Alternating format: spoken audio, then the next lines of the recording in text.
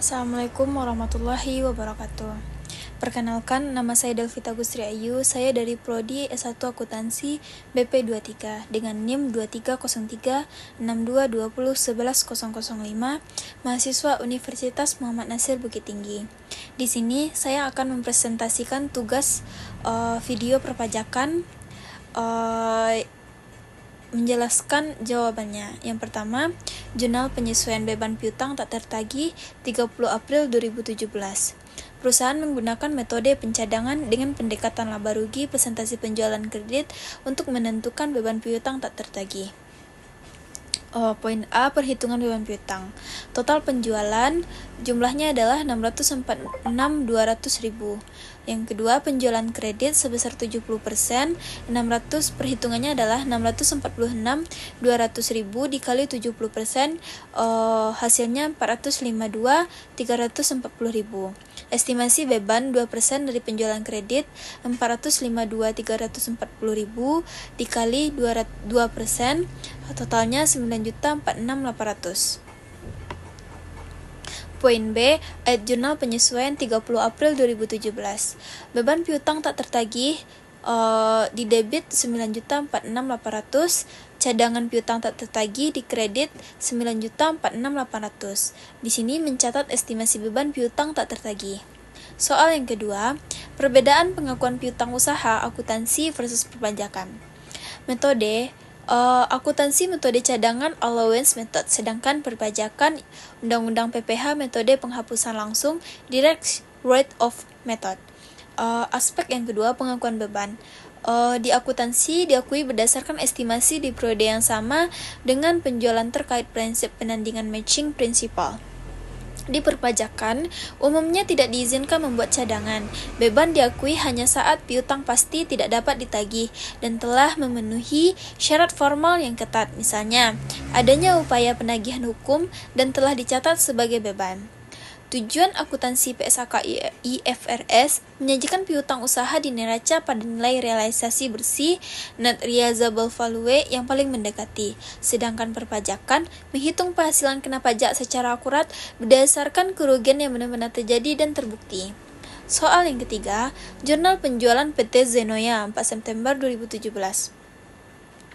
Penjualan kredit 22.250.000 termasuk PPN 10%, asumsi tarif 2017. Dasar pengenaan pajak DPP 22.250.000 1,10 yaitu 20.227.273. PPN keluaran 10% sebesar 22.250.000 dikurang 20.227.273 sama dengan 2.022.727. Pada sudah dikukuhkan sebagai pengusaha kena pajak PKP, tanggal 4 September, piutang usaha di debit 22.250.000, penjualan di kredit 20.227.273, PPN keluaran di kredit 2.022.727. Yang B, belum dikukuhkan sebagai pengusaha kena pajak non-PKP. Pada tanggal 4 September, piutang usaha di debit 22.250.000, penjualan di kredit 22.250.000. Soal yang keempat, jurnal penjualan PT Mandiri kepada pembeli berbeda, harga belum termasuk PPN. Asumsi PT Mandiri penjual adalah PKP dengan tarif PPN 10% tahun 2017. Pembeli PT Cahaya PKP nilai jual DPP sebesar 50 juta, PPN 10% sebesar 5 juta, dan total fakturnya adalah 55 juta.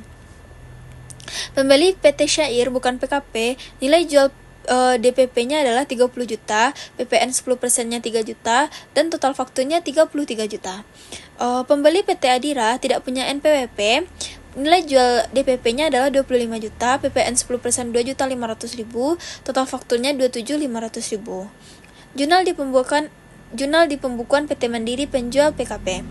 Akun piutang usaha PT Cahaya di debit 55 juta, piutang usaha PT Syair 33 juta di debit, dan piutang usaha PT Adira 27.500.000 di debit. Penjualan dikredit sebesar 105 juta, PPN keluaran dikredit sebesar 10.500.000. Jurnal di pembukuan pembelian kredit PT Cahaya PKP, jurnal pembeliannya adalah pembelian di debit 50 juta, PPN masukan 5 juta, utang usaha PT Mandiri 55 juta. PT Syair bukan PKP, pembelian di debit 33 juta, utang usaha PT Mandiri 33 juta, PPN dibebankan sebagai bagian dari harga pokok pembelian.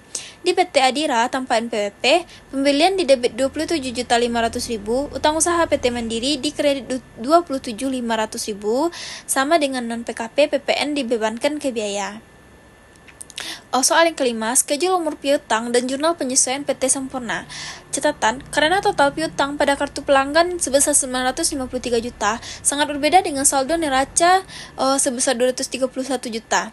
Perhitungan di bawah mengasumsikan bahwa daftar transaksi di soal adalah saldo piutang yang beredar. Meskipun totalnya berbeda, ini adalah metode standar analisis umum piutang. Syarat kredit N/60. Poin A, schedule umur piutang usaha per 31 Desember 2017. Tanggal faktur belum jatuh tempo sebesar 5%. PT Mawar pada tanggal 18 November jumlah piutangnya adalah 50 juta. Tanggal jatuh temponya 17 Januari 2018. Umur piutangnya belum jatuh tempo.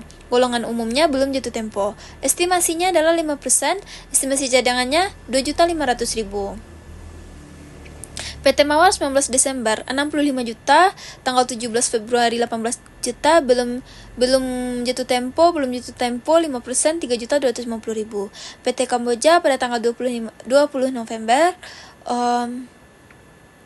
jumlah piutangnya adalah 57 juta, tanggal jatuh temponya 19 Januari 2018, umur piutang perharinya belum jatuh tempo, golongan umurnya belum jatuh tempo, estimasinya 5%, estimasi cadangannya 2.850.000. Di PT Kamboja 12 Desember, jumlah piutangnya adalah 45 juta, tanggal jatuhnya 10 Februari 18, belum jatuh tempo 5%, estimasi cadangannya adalah 2.550.000. Kesimpulannya adalah draft yang dikompresi untuk presentasi saya sudah menyatakan.